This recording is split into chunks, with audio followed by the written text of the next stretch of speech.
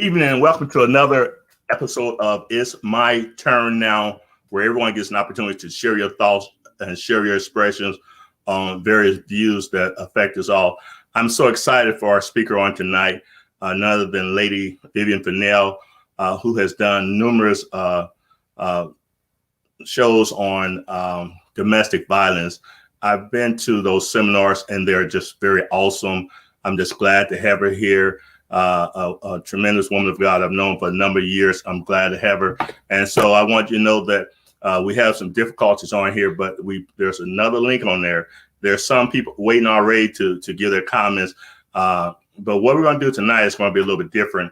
For the first 30 minutes, so she has so much information. For the first 30 minutes or so, you can give your comments, but she's going to basically share with us some of the knowledge that she has regarding domestic violence and experience that she's had in sharing and working with other people and dealing with domestic violence. So this time I want to welcome Lady Vivian Fennell, First Lady of Christ Temple Apostolic Church. Welcome to It's My Turn Now. It's my turn now. Thank you for having me tonight. Glad to have you. I appreciate the opportunity. Yes, ma'am. So, Sister Fennell, first of all, I guess we'll just start from. I've been knowing Sister Fennell for a number of years. When I first got saved, I placed on my Facebook page 44 years. Last Sunday is 44 years that I received the Holy Ghost. And I remember I was working at Methodist Hospital, and I remember you always encouraging me, say, hang on there, because you know it's a pretty rough place at that time. And I've never gotten those words of encouragement. I was running the freight elevator. You come by and just give me a word of encouragement. So I appreciate that. But let's get started, because I'm sure you have a lot of information.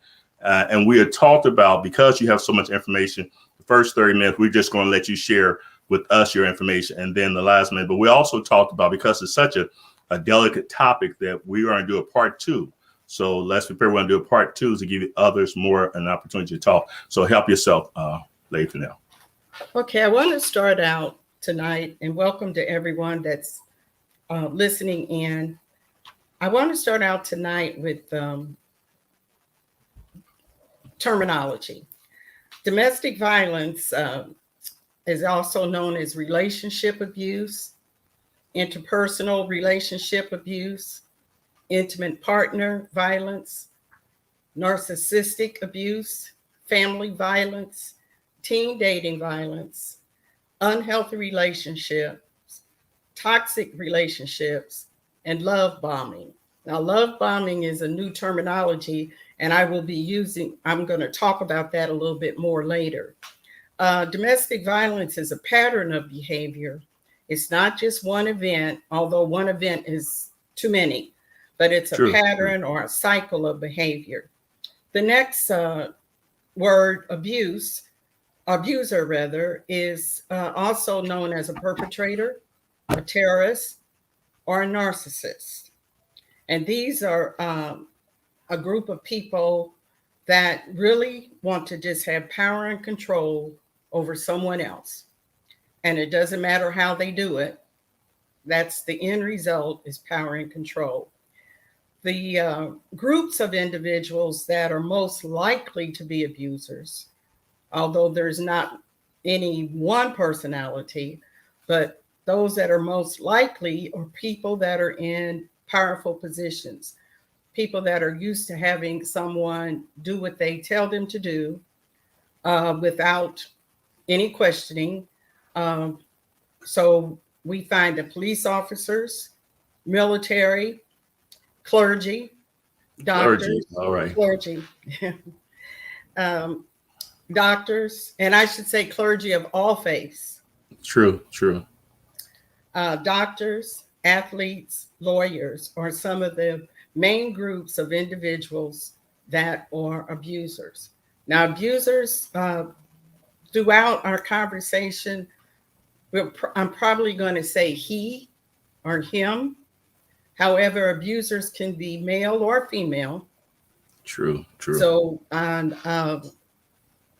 most males that are abused, unfortunately, they don't report, but we'll talk about that a little bit later too. Then I want to talk about the victim survivor. I usually call them victim survivor versus just victim. Okay. For one reason, the mentality that you give someone when you call them a victim. But a victim survivor is someone that has to walk through this daily cycle of violence and survives on a daily basis from the manipulation, the intimidation, the power, the control, the verbal, the psychological, the emotional, the financial, the sexual, and the spiritual and physical abuse. Now, we all know about physical abuse, right? And we hear about that. We see it in the movies. And that's what we talk about mostly. But before it gets to that violent part, before it gets to the abuse, physical part, all those other abuses that I just named have been worked on that person, on that victim survivor, tearing them down, and getting them to a point where they're willing to accept the physical part, which may sound strange, but unfortunately it's true. 1 in 4 women and 1 in 5 men, 1 in 7 men, and 1 in 5 teenagers report abuse. Now, if we have 1 in 4, 1 in 5, 1 in 7, what about the ones that don't report? So it's really a greater problem and issue than really what we even know. True. And as I said, it happens in all walks of life. Now, the next person I would like to talk about or give you a title for is the thriver. And that's the person who has safely moved or removed themselves from that violent relationship. And they're on their way to overcoming all the psychological, emotional, physical, spiritual, financial abuse that they have lived in from anywhere from 1 to 50 years. And you might wonder, why would someone stay that long? They don't know, a lot of times they don't know they can do any better. True. And if we think about it, if we just watch some of the old TV programs, I was talking to my husband about this and watching Gunsmoke and how the women are talked to and treated. Mm-hmm. And then we move on up and we look at the black and white movies from the 30s and the 40s and the 50s and the 60s even. This was not a forefront issue because women were seen as cattle. Mm-hmm. They were seen as property. Mm-hmm. They didn't have a voice. If you think about it, women couldn't even vote. How long ago was it? Women couldn't vote for a long time. I forget right now how long ago it was when they finally got the right to vote, but they couldn't even vote. So think about how they could speak up in their community or speak up to someone, for someone to believe them.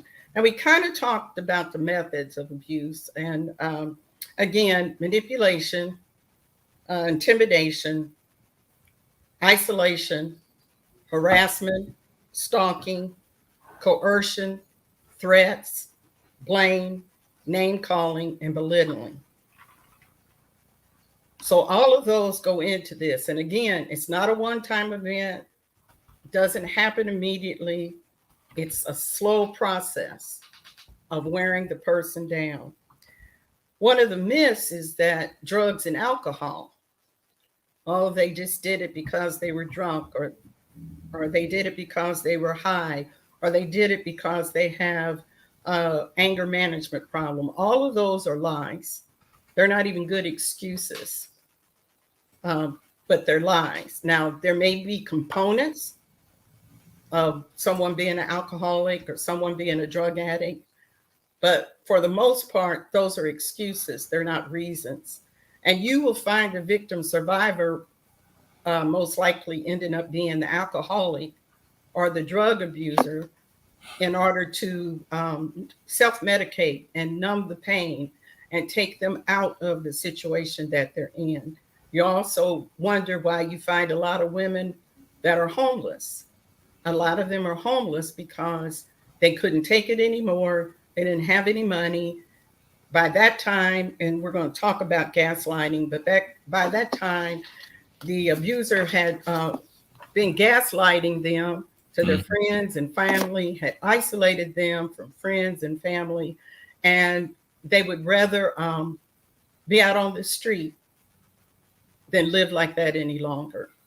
I was on a show or a Zoom last week, and one of the ladies said that the night that she left was the night that her abuser hit her in front of her daughter because he had always hit her where no one could see the injuries under her clothes, her thighs, her arms, and she wore turtlenecks a lot, and she, covered herself a lot. And he hit her in front of her daughter, and she reached back on the kitchen counter and took a knife. And she said when she came to herself, she was drawing blood in his neck. And she said she got out of there, took her child, and got out of there because she didn't want to see her daughter, didn't want her daughter to see her get hit, and she didn't want her to see her daughter kill her father. So, but that's what gave her the push, the final push to get out. But she's still overcoming all of that. And I mentioned gaslighting, but this is where someone manipulates another person psychologically. Oh, sorry, you think I hurt you? I never said that. I never did that. Are you losing your mind? What are you talking about? And it gets to the point where that person denies their own reality. Right. While they're gaslighting that person, they're also telling friends and family and associates, haven't you noticed how weird she's acting? Haven't you noticed she doesn't come to choir rehearsal anymore? Have you noticed this? Have you noticed that? Have you noticed how she's lashing out at everybody? And just, I'm afraid of what she's going to do to the kids. And and because we are taught not to, quote, meddle in other people's affairs, no one goes and asks her what's going on. Because the abuser, whether it's a female or a male, is usually very charismatic. No one would ever believe that they could ever do anything like that, that they would ever say anything wrong or do anything wrong. They're the kindest people in the world. But that's in public. And that's not behind closed doors. And we teach our children to don't tell what's going on in the house. But I say a good tale, a bad tale is saying, well, mom and daddy make this much money. Mom and dad just bought a new car. That those are bad tales. That's private. But good tale is mom or dad, whoever the abuser is doing this, and this. They may be nice in public, but this is what they do at home. Good tale is I'm afraid to go home. A good tale also is sometimes looking at bullies and finding out why are they really being a bully? What has taught them to act that way? We see all this violence in our community. And if we could ever get to the bottom underlining issues, we would probably find some abuse somewhere in their environment. A lot. Yeah. Well, you're a therapist, Domestic violence starts very slow, as I said. And at the beginning, the actions may or may not seem that wrong or that off or just what. But sometimes you got to believe your gut. True. And if your gut is telling you something's wrong with this picture, don't jump to conclusions, but observe. One of the reasons I started the organization that I did was because when I became the president of our state ministers' wives group, there were various pastors' wives that came to me and told me about things that were going on in their home because they said that they could trust me. They said they had never seen or heard of me being a gossip. You know, they knew that the job that I worked on, that I had to be confidential in that job so they could trust me. I realized then that what I had been noticing and feeling, that was something weird with that relationship. That's what it was. Right, right.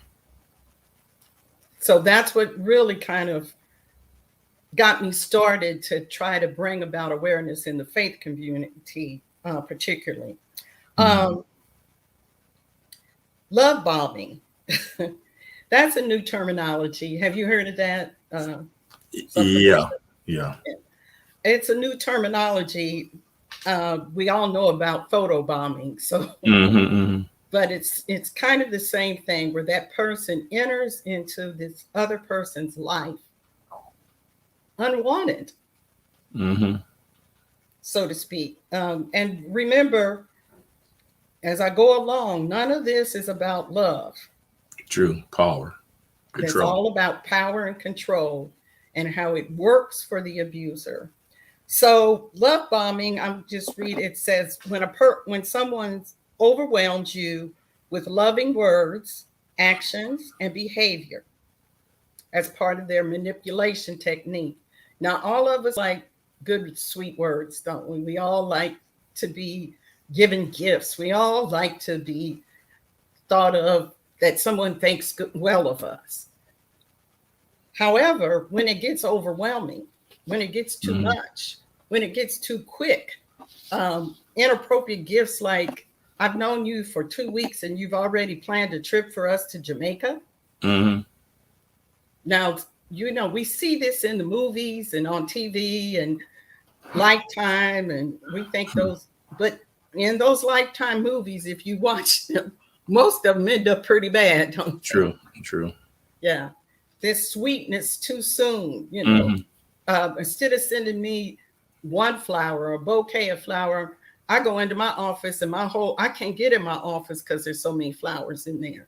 It may seem sweet, but your gut ought to be saying, wow, what's wrong with this picture? Why does he even have that much money to do that? You know, Lady Fennell, I just want to say, because I've seen that situation, and some of these guys, they don't hardly have any money. They credit card out, they're playing a role, they're trying to put on an image, and they do this to women who are vulnerable. Right. And also, too, I'm going to just add this and I'll let you finish. A lot of times there are women who feel insecure and they need someone strong. So they think that this gentleman is doing this because he really cares about them. He's protector, but they don't know he wants total control, not just protector, but he wants total control ultimately. And that is accurate. And it speaks to the point of us making sure that our daughters know who they are. Yes. Encourage them to have their own worth, not to be looking for someone else to give them worth. For them to have their own education, their own bank accounts, be able to buy things for themselves. If whether the dad is in the home or not, as long as that dad is a decent man, that dad should be teaching his daughter what to expect from a good man. So true. But should be modeling in front of that daughter what to expect from a good man, and not allow her to just think sweet words, because you know anybody can say anything to you. That's why I don't really get. I like to hear sweet words too, but I don't. When people come at me with a lot of stuff, sometimes I'm just, what is that covering? Yeah. Because I'm going to watch your actions, and I'm going to watch your behavior. And your behavior and your actions will tell me more than what your mouth says. But you're right. The insecurities of women do make them very successful. That's not the word I want to use. Susceptible or subject. Yes, thank you. To this. And whether we know it or not, and I'm not blaming anybody in this, I'm just making you aware, Right. you can give off the impression that you can easily be manipulated. So true. So true. If you don't set your boundaries and stick to your boundaries, if you give in too easy, they know they got you. Don't put up a steel wall and nobody can talk to you, but set you some boundaries and stick to those boundaries for your own protection. Yeah. And that's another thing, not respecting your boundaries. Right. That's another sign. If you say no, as they say in sexual assault, if I say no, it's no. You're right. I don't care if I was flirting with you 2 seconds ago, bat my eyes. If it's got to the point where I say no, then no is no. True. True. Never ending compliments. Now, again, we all crave admiration, but I love everything about you. Be honest. Who loves everything about anybody? If we're really honest. Okay. Yeah, that's true. I love everything about you. I've never met anyone as perfect as you are. Mm-hmm. Yeah. You're the only person I want to spend time with. Right. Right. Too quick, too soon. Also, this stuff is coming out of that person's mouth in a week or in 2 weeks. It's true. Wait a minute. Hold up. Why do you want to go shopping with your girlfriends? Aren't I enough? Mm-hmm. Why do you want to talk to your mother every day? Those type of things like that. That ought to make you take a step back and make you kind of eerie of that person, because something's going on with them that they can't appreciate the fact that you have a life. Or why do you go to church all the time? True. Why do you have to sing in the choir? I just want to say this right. What we said at the beginning of the program said, because of the nature and the sensitivity of the subject, we're going to allow Sister Fennell to talk for a half an hour, and then we're going to respond to some. When they say it's my turn now, we usually open up and give them a chance. So we are going to respond to it, but we want to give her a little more time to kind of to lay out information regarding this. So just be patient with us. I see individuals wanting to say things, but also I want to encourage you to continue to give your comments and continue to share this, as this is a very sensitive subject. So I want you to know we're not just ignoring you, but we will give you a chance. Right. I'm going to stop at 7:30, and by my watch it's 7:25. So let me get a few more things in. Excessive you go on further if you want. It's your turn. Remember, it's your turn now. Excessive communication, texting you and calling you early in the morning, texting you every hour on hour, texting you 24/7. Where are you at? Why haven't you called me? Haven't you seen my messages? All of that.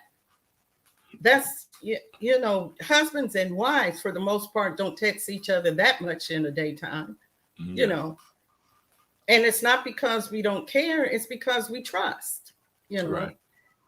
Now, none of us, neither one of us would want our spouse to be gone 8 and 9 hours and we haven't heard from them, especially in this day and time. Right. Anything can happen so quickly, but we shouldn't have to hear from them every hour either, unless possibly if they're traveling on the road alone or something like that. But I'm talking about on a daily basis. Soulmate claims. Again, you're the person I've dreamed of. God told me we're soulmates. I'm so tired of hearing that term. We catch on, we latch on to terms, and we don't even think about what they mean. Right. Hollywood, has a real good entertainment section, right? And they give all these terms out here, and we buy into it. But we got to be, careful about that. So my dad used to tell me, if it sounds too good to be true, it's not true. Not true. And the only thing that sounds too good to be true is God's love for us. How can you love? But that's true. But outside of that, be careful. and demanding a commitment early. Mhm. I've known you a week, I've known you 2 weeks. We need to move in together. Right. I've Right. known you a week or 2 weeks. If you love me, you'd have sex with me. Mm-hmm.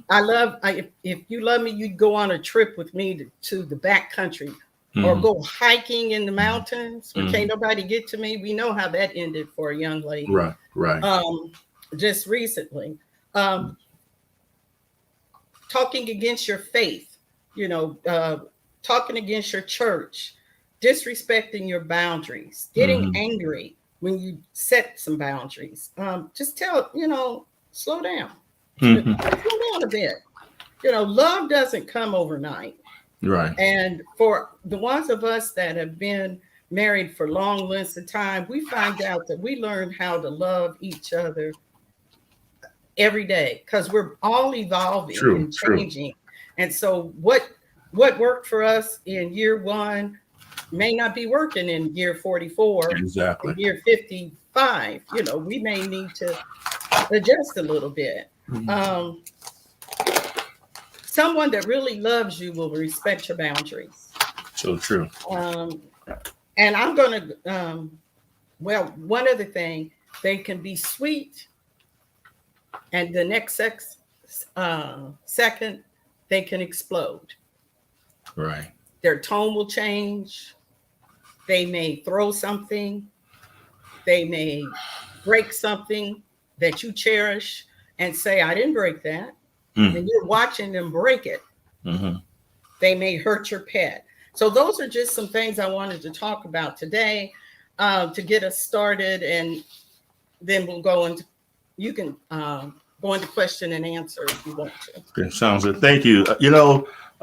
Leif, and I think what you're doing is awesome. And I really would like to see you bring back that group that you did, because I tried to attend every year when I was able to.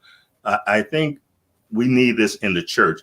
One of the things I found, I have a lot of pastors' wife, all denominations, that come in and say, we need counseling, but my husband won't go to see it. They're ashamed to go see someone if they're having a problem. But I want to share a couple of things before.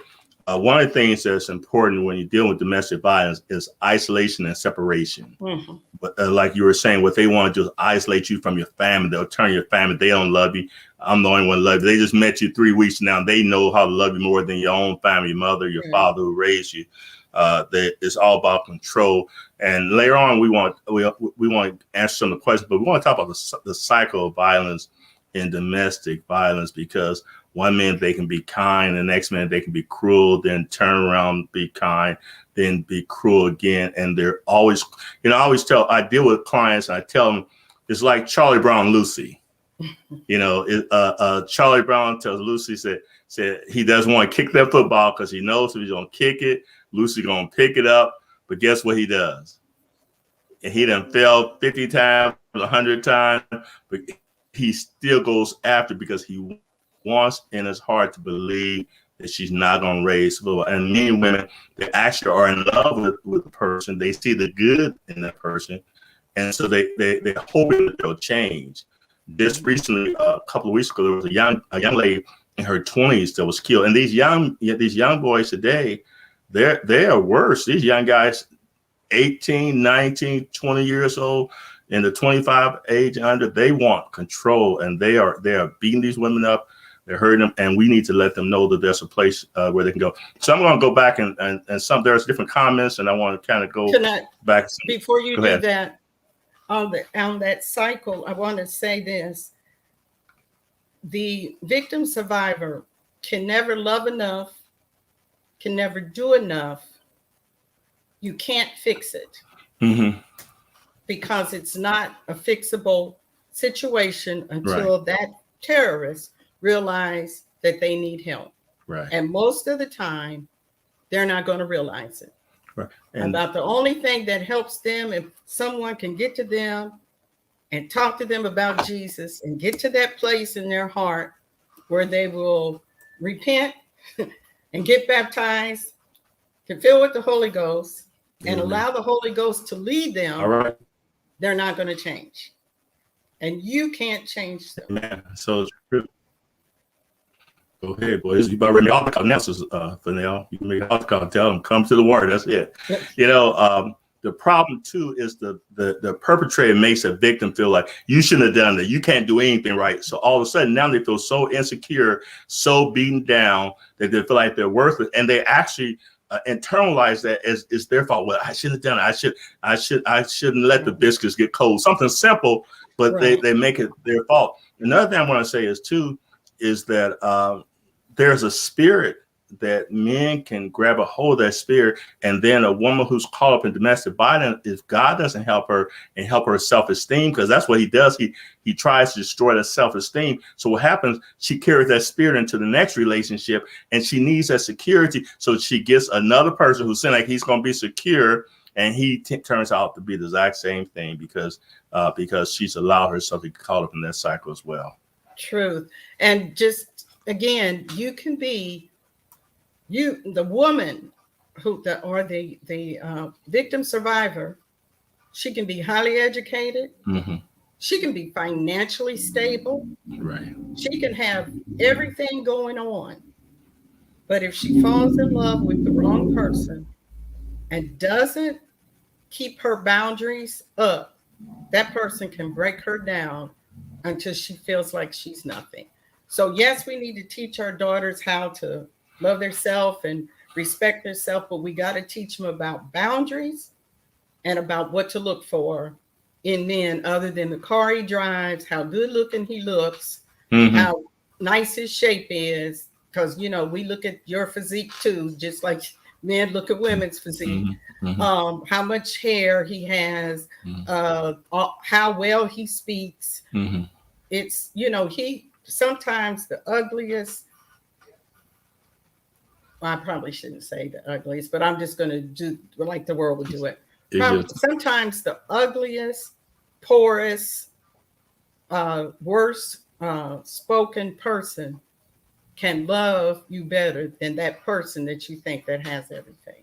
That's true. So true. So true. Sometimes people have lost their self-identity to such a degree that the only identity that they have is in the other person. So the reason why they stay connected with them, because they feel like without them, I'll be nothing. He's a doctor. He's a lawyer. He's an educator. You know, he's a CEO of a corporation. Mm-hmm. And so if I leave him, I'm going to lose that status. And so that's why they stay with him. And I've dealt with clients that, like you said, that have plenty of money, but they deal with narcissistic personalities, and they are very manipulating in the way that they make you feel like you're wrong, you all messed up. And we all have flaws, but that narcissistic person knows how to home in on your flaws, and you're already feeling bad about it. So he tries to make you feel that much worse. Again, we're going to bring on some of these. I'm asking you to share this and share this. Feel free to give your comment. Jamie Gonzalez said, "It's my turn now. Oh my God, the gaslighting is new terminology, but I am aware of a gaslighter who finally moved me out of his thoughts. He was slick life. Even when I was removed, I did not know what God was doing. Thank you, Lady Vivian, for so much information. I knew who I was, but the God knew even better. Amen. Thank you for that comment. So true. And that's why we have this right here, because and Sister Fennell has been doing this for a number of years. She's skillful, but again, the church has to deal with issues like this right here. We can't just stay in church and shout and praise the Lord, and nothing wrong with that. We could do, but some people, when they get finished praising the Lord, they have to go home to, and that's what a lot of times when I go to church, I tell people we need to encourage people when they come to church. People don't need to be beat down, because you don't know what it took for them to come to church. Some people, you better not go to that church. And we have one young lady that went to our church years ago, told she used to have to slip out of the church. I mean, out of her house just to get to church and try to get back before her husband got home. So these are real situations. As the brother said, some women need love because it wasn't felt at home growing up. So it's easy for them to get tricked into false love situations. That is so true. That's so true. That's a problem. Some people, they have not. Bishop Walton. Yes, ma'am. Jamie, I guess I should say it's my turn now. No, you don't have to say it one time. Okay. Jamie, there's an old black and white movie called Gaslight. And if you can find it on TMC, or what is it, TMC Turner Classics. If you can find it, watch it, and it will show you a classic example of what gaslighting is. And you said something, Pastor Walter. Maybe I'll remember now. I forgot it. What I was going to say. Yeah, if it comes back to you, just feel free to. Okay. Okay, let me see. Sis Carlin. Also, before the Sister Baker said, very true, they do not understand what love truly is. Sister Carlene Wilkes, Dr. Wilkes said, most of them don't listen because they think they know more than the wisdom that is being given. That is so true, especially when it comes to our young people. You know, it's kind of ironic that you and I, we've been around, and there's something to be said about experience. So many times you can see those signs and people see those signs, but the victim doesn't see the signs, and they're taken by it. And it's so frustrating when you tell people and you try to warn them and they don't listen until it's too late. There was another young lady situation. Her husband would just jump on her and beat her. There are some men that are so violent that they will jump on you and beat you. And that's another situation. A man can beat a woman, but he won't beat another man, but he'll beat a woman. And he would beat her in the hospital, and she would call me, you know, I come pray for my, you know, and I say, I'm praying for her. You know, you can't tell a person to leave. I won't tell you to leave because you have to make up that decision. Right. Because I don't want no husband coming after me, shooting me, saying, you told my wife to leave. I tell you, you need to do what's best for you. And you can't tell them to leave anyway, because you would be manipulating them too. Exactly. They need to come to that realization that this is not good for me. And that's why it's important to get as much information out there as possible, you know, because so that people will be more aware of what's going on. Because otherwise they don't know that it's okay. And then the way that we teach marriage in the church, and the way that we teach that if you know, against premarital sex, which I'm against, okay, because that can lead to all other kind of problems too. But we teach young people it's better to marry than burn. Well, no, you don't have to marry and you don't have to burn. The same Holy Ghost that can keep you from everything else can keep you from burning. And so don't marry just to have sex, because that's not a good reason to get married. And so there's so many things that we've done a disservice to young people. And or we'll say if they're not married by 25 or 30 or 35 at the latest, something's wrong with you. What's wrong with you? Are you gay? Are you this? Are you that? You're a spinster. You're this. When are you going to have kids? Well, everybody doesn't have to have kids. It's all right for everybody not to have children. It doesn't make you less of a woman or less of a man. You know, everybody's not necessarily meant to be married. I mean, we've got examples of that in the Bible. Everybody wasn't married that did a work for the Lord. Right. So it's just things that we've misused. That's the spiritual abuse. You know, spiritual abuse. There was a church, and the church said that if you have a dream about a person, that's a sign that you're supposed to marry them. I had someone told me I dreamed they got married. I said, God bless you.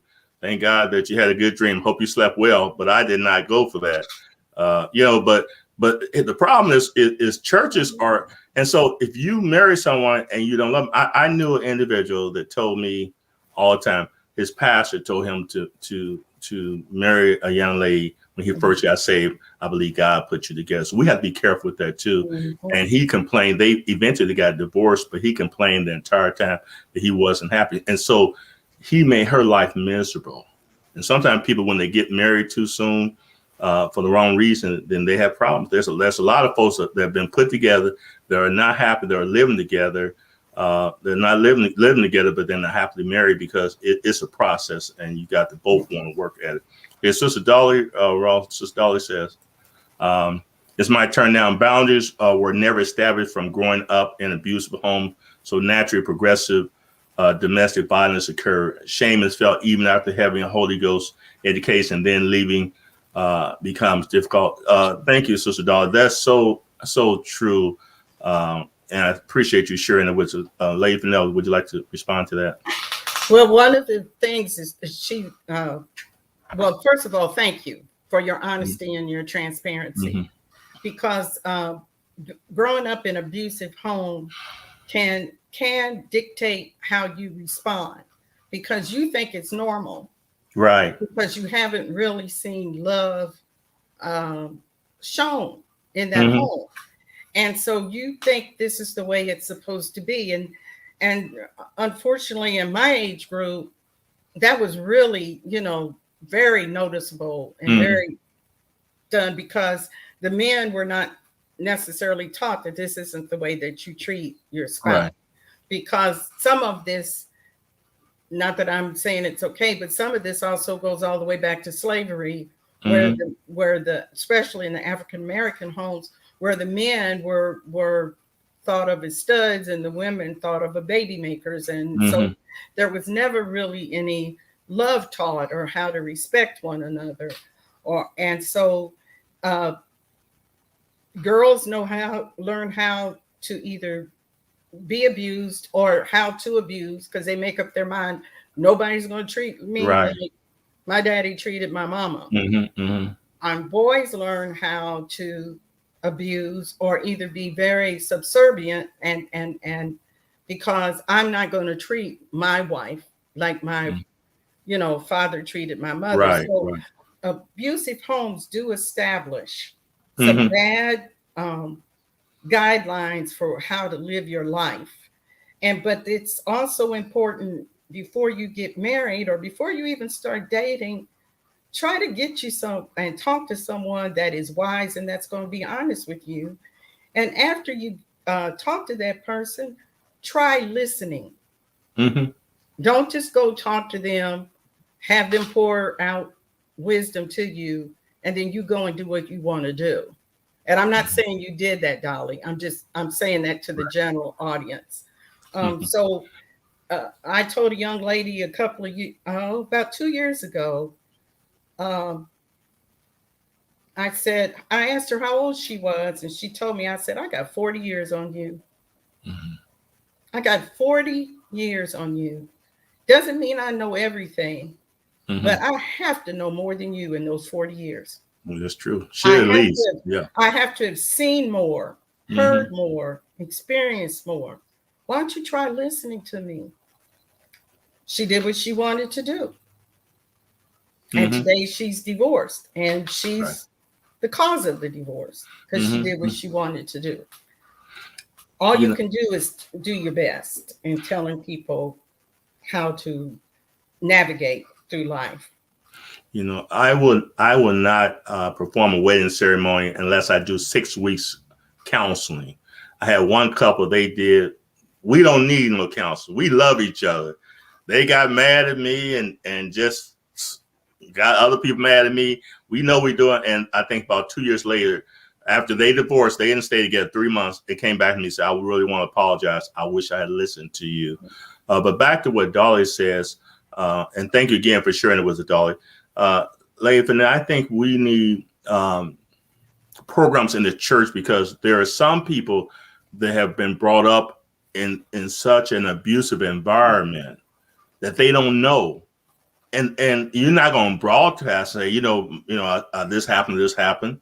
And so we need to let people know, those saying, I'm okay, you're okay, that you can't victimize yourself twice. You can't allow yourself to be the victim and then victimize your own self and batter and beat your own self down. But we need to teach people what's appropriate. I had a client, a young man told me, he said, my daddy beat my mama, my granddad beat my grandma. And he said, that's right. But the problem was, Sister Fennell, he had a wife that wasn't going to wouldn't stand for her. So she would break that cycle of violence. But he had a hard time dealing with, because he was ashamed because he thought that that's the way that it was supposed to be. So now he's feeling bad, but she said, "I know, I'm not the one. I'm gonna help you break that cycle of violence." And so people need to be taught what's right and how to deal with it. Sister I Walden, was going to say, just a second. I was going to, before I lose my thought again, what I was going to say earlier was that the church is made up of society, and because it's made up of society and community, we have people coming into that building every time the doors are open, who are either getting ready to enter into an abusive situation, who are currently in an abusive situation, or who are trying to get out of an abusive situation. So if we don't teach the signs, the flags, the definitions, the right, the wrong, then we are not helping society. We're hurting society because we're just piling stuff upon piling. And I did a Sunday school class from Miles Monroe's book, Single, Married, Separated, and Divorced. And that Sunday school class was made up of young people, and we stayed on singleness for almost an entire year. Because what people think singleness, being single is not what being single is. And what's the name of the book again? Single, Married, Separated, Divorced. Okay. We never got to separated or divorced because we talked so much about singleness. And then when we went into marriage, they could see, and a couple of them said they wish they had gone to that course before they ever got married. But, one of the things I tried to share with them was, if you and your spouse, having said in this class, can walk through what we've talked about, retrace, redo your steps, you can make it. Amen. So true.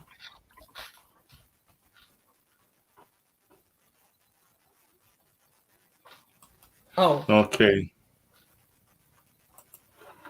Your wife was asking about the book. Exactly. That's the book. Mm-hmm. Okay, let me see. I think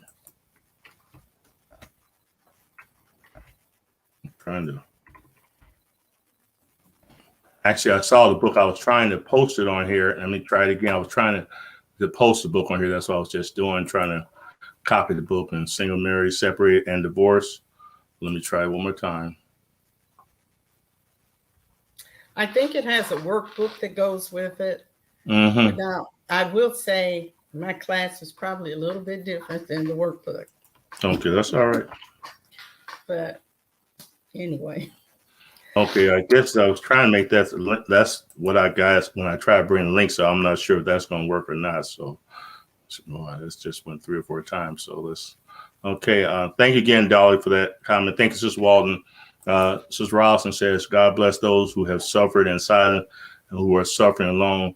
It affects the mental, emotional, and spiritual state of that person. It's so true. Sometimes, as you said, Sister Fennell, the perpetrator has such an image, and the wife does not want to destroy that image. I don't want to destroy your reputation. We're popular with this, and in destroying him or identify him, it's going to affect her. It cannot directly affect her, and she understands how it will affect her. So because of that, she continues to speak in silence. So thank you, Sister Rawson, for that. Silence is the great rewarder of domestic violence, because the longer I read something, I'll read it to you. I was going to read it at the end, but I'll read it now. We must learn. We must be aware. We must take steps. Being neutral helps the oppressor, never the victim. And this is the silence encourages the tormentor, never the tormented. So yes, a lot of people suffer in silence. I'm just going to say that there's so many agencies out there nowadays, you don't have to remain silent. So true. And even there are, you're not responsible for that person's reputation. So true. If their reputation is ruined because you tell the truth, they did that. Right. You didn't do it. They did it. So don't become so accustomed to being a doctor's wife or a pastor's wife or a lawyer's wife or whatever. Don't be so accustomed that you're willing to be miserable. Okay. You know, a person has to be accountable for their own actions. Never let a person feel like you made me do this right here. No one can make you do anything. That's one of the first things we teach people in counseling. No one can make you mad. No one can make you upset. You is how you choose to respond. So that person who is a violent person, oh, you make me do this. Why you make me do it? No, they have issues, and they had the issues before they met you, and they will have the issues after they met you. Also, Ralph, that's another statement. Let me see. Yes, we need to educate young men and women concerning what abuse looks like, sounds like, and feels like. So true. Bishop Chen says, Single, Married, Separated, and Divorced. That's the name of the book. And I'm going to try to get that book because there's a lot of resources, and I always try to get as many resources as I can to aid and help those. God bless you. Bishop Davis said, much needed. Hold on. Now, okay, Sherry Plummer, God bless you. Thanks for coming on. It's my turn. Absolutely. Boys who grow up and see their fathers abuse their mom are more likely to repeat that cycle of abuse. The boys who did not grow up watching their mother being battered by their father. You're so true. They're mirroring what they're seeing. You know, they're watching what they're saying. And if they aren't told different, they feel that this is the norm. And so it really, once again, it's up to the church to really help with those norms. I remember, Sister Nell, when I first got saved, we used to have brotherhood and sisterhood, and they taught us, some of those old seasoned brothers taught us how we're supposed to treat our wives, and we need classes like that to actually teach people how to do it. But you can have. Go ahead. I'm sorry. You can have the classes, but people have to listen. I'm going to go back to that. They have to listen. It's true. And I found you said that I should start the organization again, but I've found that some of my greatest supporters were pastors, but some of my greatest, I don't want to say enemies, adversaries were pastors. Yeah, I can believe that. They felt like I should be quiet. I shouldn't bring it up. You know, I'm stirring the pot. Well, the pot was boiling over. It's true. So did you tell Mrs. Fennell, you the problem?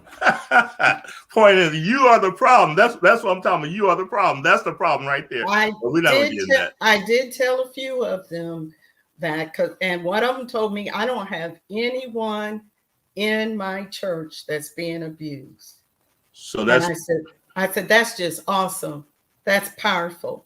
But you still need this information, because I went back to, someone is getting ready to come in your church who has been in an abusive situation, or who is currently in one. So you need the information, because if we're adding to the church daily, as we should, we're going to have drug addicts, we're going to have prostitutes, we're going to have all kinds of people that are coming in. And we even have to relearn how we even do Bible classes and Sunday school, because we have to meet the need of the no churched ever, and the unchurched, and the poorly churched. So we can't do it as we've always done it. And well, I hate to talk about the pandemic, but hopefully the pandemic has taught us that we need to do some things a little bit differently. Amen. God bless you, Bishop Davis. I don't know if you know Bishop Davis here. He is Sister Menora's brother. And he's trying out. I had to throw that in there. We're going to take a look. He's trying out for one of the leagues in the NBA. So I'm rooting for you. Go ahead. I'm rooting for you. 62 years old, I think. 62 years old. He's running with them young boys. So that's fantastic. But back to your pastor. Either he got two members in his church, him and his wife, or he just don't know. Because as old saying says, no one knows what goes on behind closed doors. That's exactly what we're talking about. They can mask it so well that you don't know, unless you're going home with those individuals, you do not know. So that wasn't even a wise statement, unless it just got him his wife, and maybe that's it, just him his wife. But otherwise, you don't know. Because a lot of times when it happens, people say, "I had no idea." I mean, people have killed someone and no one knew that they were being abused until it was too late. Because, go ahead. I was just going to say the young lady, the Gabby Petrono, or whatever her last name was, that was recently killed. Mm-hmm. That police officer, if you look at the video where she's talking to him, and at first she's crying about what he did and about what the guy did, and then she's making excuses. If that police officer had been highly trained, she may not have died. So true. At least not then. If he had been highly trained, he could have separated them. Mm-hmm. You know, now she still may have gotten killed down the line, but if he had been highly trained, he would not have just let them go back off in that car. Mm-hmm. And I think they proved that it was shortly thereafter that she was killed. Right. And sometimes that's when the victim survivor gets the worst injuries, is after mm-hmm. the tormentor has been exposed. Right. And their persona has now been broken, and people are going to think bad about them, and so forth and so on. And so it's important for us to learn and not deny, and not just say, well, it won't happen to me. It's not in my church. It's not in my family. If you think about, if you have more than one family member, you probably have someone in your family. So true. So true. That's either in an abusive situation, just gotten out of it, or how many families say, I knew it was bad, but I didn't know what to do. Well, anymore, to me, that's a poor excuse, because there's so much information on the internet. Right. There's, you know, in every city, there's an organization or two that's dealing with it. It's just no reason not to know what to do and how to help. Also, Sis Fennell, there's a lot of shaming and blaming that goes on too, and we have to address it really. And we can talk about this next week. So we're going to do a part 2.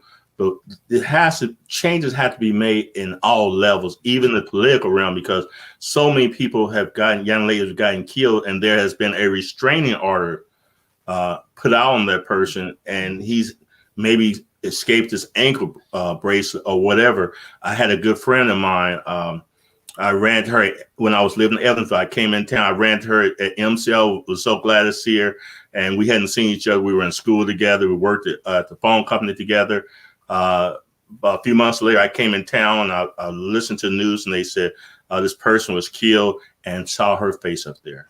I was so shocked. He was in a work release center, escaped, and so there has to be a tightening of those rules on that. So, well, do you remember the police officer? This has probably been 5 or 6 years ago, and she was married to a police officer, and they had taken him out of the home. And she had left the home. Now she went back to the home to get something, and he was supposed to be had a no contact order, had a do not something else kind of order. They were supposed to have taken all of his guns and so forth and so on. Right. He kills her. So sad. He's watching that house. Even though I think he was supposed to have a bracelet on. I remember the situation. And he kills her. He shoots her through the door. Those were 2 police officers. And even then, some of his police officer buddies, well, we never thought he'd do anything like that, so forth and so on. Well, you had all the proof in front of you. I mean, it was proof. They I don't know why they hadn't already sentenced him or tried him or whatever. So true. But it's Okay, I'm going to say we're close to run out of time. We're going to do a part 2 now. I'm going to respond to Sister Jamie. God love you. Said, it's my turn now, bitch. You skip me as usual. Charge to my head and not to my heart. Charge to my bad eyes.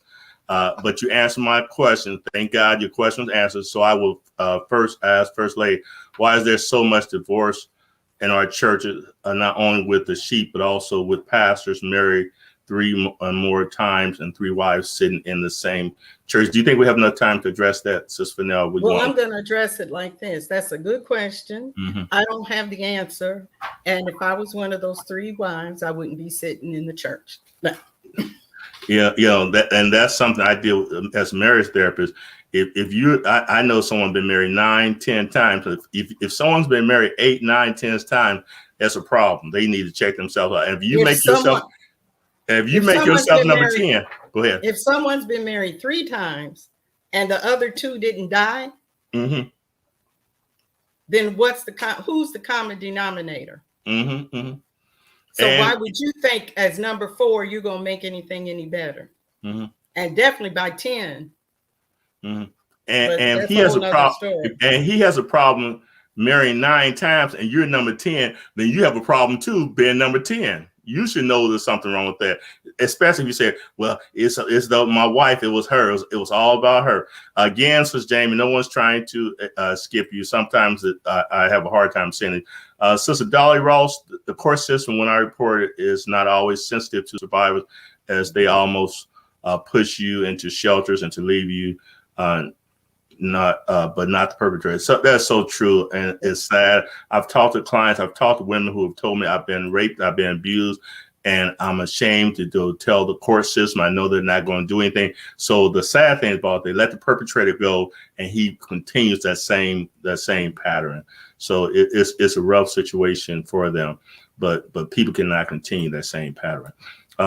Sister Teresa Baker, Lady Baker said, I feel so much better to go outside the church for help based upon in my upbringing in the church. I literally saw and was aware of severe domestic violence, and there was nothing done to the perpetrator.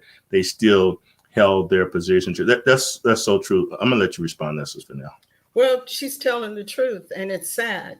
And I think that some of leadership, and again, whatever denomination it is, the higher echelons of leadership are going to have to, how do I want to say this? Tell God why they let that go on. Yeah. It's true, and it's sad, and it's unfortunate.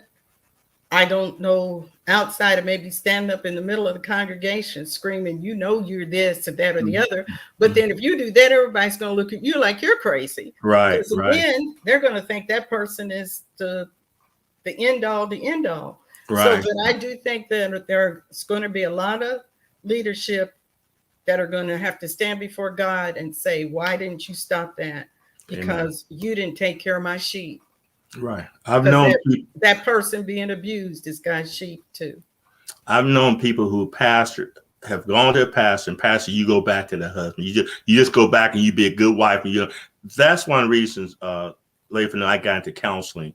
I've seen people who are giving bad advice, and I felt like as a pastor, I want to be as qualified as I can to give information, or else if it's outside of my area of expertise, I refer to someone else, because we as pastors can't be experts in everything. We have to know our limitations. So we have a few more, and then we have a few more. We're gonna try to address these, and we have a lot. Give a chance to talk about this on next week. Rosin, praying that those suffering loves themselves enough to realize that it is in love, and anything that hurts you to where it isn't pleasing to God isn't love. If God would not allow, surely man or woman should rethink about their action. That is so true. Thank you for your comment. Sister Menorah will say amen. Bishop, heartbreaking.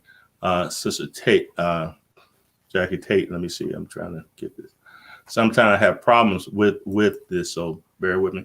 So it's my turn. Women can also be the abusers. Sometimes that problem is hard to recognize because men are much less likely to admit to being abused by a woman.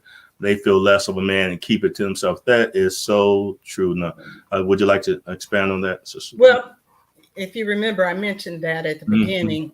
And yes, that's true.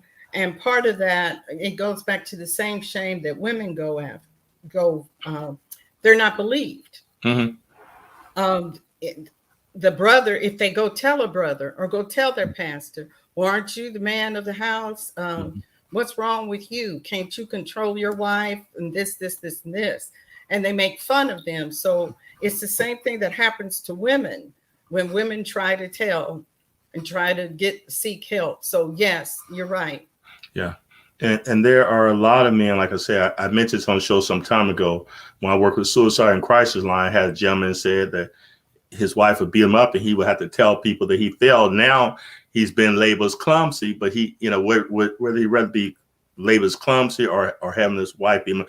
And there's some abuse in the church. I would say this right here. I've seen a lot, heard of a lot. There's a lot of women that will get up in a man's face and dare him, especially you get a good saved man, because you wouldn't do that to somebody that you know that wouldn't tolerate it. They'll get up in his face and say, I dare you to do something. And so we have to be very careful, sisters. They have to be very careful because there's a lot of that going in the church. I hear a lot. And so, we just have to pray about that. And that's not right. That's verbal abuse as well. Sister Tanya House, God bless you. Victims oftentimes don't speak up because they are viewed as the culprit. We're criticized for staying in that situation, but sometimes abusers threaten to kill her family members if she leaves. That's so true. There's a whole gamut of people. You got some people that are psychotic. Now, now they abuse, they have some strong mental issues, and they will not only threaten to kill you, they will kill you. And guess what they'll do? They'll blame you for it. I told you not to do it. If you hadn't, all you see is your fault. It's your fault. You're the one done. You should never done. I told you, I warned you. It's your fault. And again, you feel that it's your fault. Listen, we have a few more. We're gonna try to get this, and then we got a lot to go on next week. Sister House once again said, "Thank you, Sister Baker. I have to leave my church to seek the mental health that I need to get over what I went through. It's sad." Let me see. Just more, they have to be accountable. That's so true. Okay, but who's going to hold them accountable? And see, that's where our problem is. Who holds them accountable? Okay. Yeah. I don't know what this. Can I ask something? Okay. I'm not sure. Let me see. Hold on just a second. Hold on. My ex abused me. Adam, me, fitness, and gambling. Okay, my ex abused me, but she was abused growing up. Can that be the reason? Most certainly, that could be one of the reasons. People do need counseling. People need mental health, and maybe we can talk about that. Some solutions on next week's Sister Fennell. What do you think about that? Okay. Okay. Esther Buffer. Many times where there is big money involved, it creates favoritism in the church, and the bedside of those folks are overlooked. Oh, well, there you go. It's so true. Listen, thank you for all your response. We appreciate it. Part 2, and Sister Fennell and I will share some resources and things that you can do to how to effectively deal with it, as well as resources, persons who you can go to. God bless you, Bishop Chan. Thank you. Again, this is something that the church needs to deal with. I'm so glad for you being on here, sister. I'm glad for your experience. I'm glad for you going out and having a vision and a burden, because these women need a voice. They need a voice, and they really need a voice, and we have to recognize it. And so we can talk about more science and talk about resources they can go to. Again, thank you. Before we go off real quick, if you are listening to this and anything that we have said today has said to you or enlightened you that you are in an abusive relationship, you're either going into one, you're either currently in one, or you're trying to leave one, please contact 211 from a safe phone where it cannot be traced, or a safe computer where it cannot be traced. please, or if you don't want to call 211, call the 100 national hotline number. But if you have been made aware, safely do what you can do to get out of that situation. So true. And please, please do not broadcast to an abuser that you're going to leave, because once they feel that they're losing control of you, they become more aggressive and more violent. Please recognize, do it. If you're going to do it, seek the help, reach out to someone that you can trust. Like Sister Fennell said, 211, call them. They're equipped. They can replace you, relocate you, do whatever they have to do. But just be careful. And we're going to deal with part 2. I'm excited, Sister Fennell. I'm excited about this subject. Is well long overdue. We thank you for your time. God bless you. Do you have a closing statement that you like to say before we go? Well, I just would like to say that all of you that are on here, whether you're male or female, remember you are beautifully and wonderfully made. So true. And that you don't belong to anyone except God, and you deserve the best. So true. And you have to want the best for yourself too, but you deserve the best. And the best is not to be abused. That's right. Or misused by anyone, anytime, anywhere. God bless you all. So true. Remember this, no one deserves to be abused. No one. You didn't make anyone do it. You do not deserve it. You deserve the best for yourself. Again, I want you to share this link with someone. We're going to do a part 2 on next week. You don't know who's going through something silently, so they need to see this video. So please share this with your friends. And also, this week and next week, we'll have a link on. If you want to click on the link and come on live and talk to us where we can see and talk to you, feel free to click on the link. Again, we thank you. We thank you each and every one for all your comments. Again, if your comment appeared to be overlooked, it was not intentionally. Okay, Sister, what I'm going to say is that I think for October is Domestic Violence Month as well, and purple is their color. Thanks, Lady Vivian. Very good. So that is, and that's why I chose to do this for October. And so much is Breast Cancer Awareness Month, which we talked about last week, is Domestic Violence Month. The one thing we didn't talk about, and we didn't talk about, is also Pastors Appreciation Month. So please go out and appreciate your pastor. Show some love for your pastor. Amen. If you want to show some love for your honorary pastor, you can show some love. Amen. If you know a pastor that you want to show some love to, please feel free to show some love to. Don't laugh at me, Sister Fennell. Pray for me. Well, I'm only laughing because I guess, and maybe this is self-serving, but don't forget his help me. There you go. Him. You're so true. They're one. They are one. So what do for her? That's a whole new topic, Sister Fennell. We can talk about that. That people say, I love my pastor. What about the pastor wife? But we're not gonna talk about this time. Let's talk about that on another subject. Okay. Listen, God bless you. Thanks again for joining this episode of It's My Turn Now. Look to see you next week. Invite someone, invite a group. Bring your comments, your questions with us. We love you, and God bless you.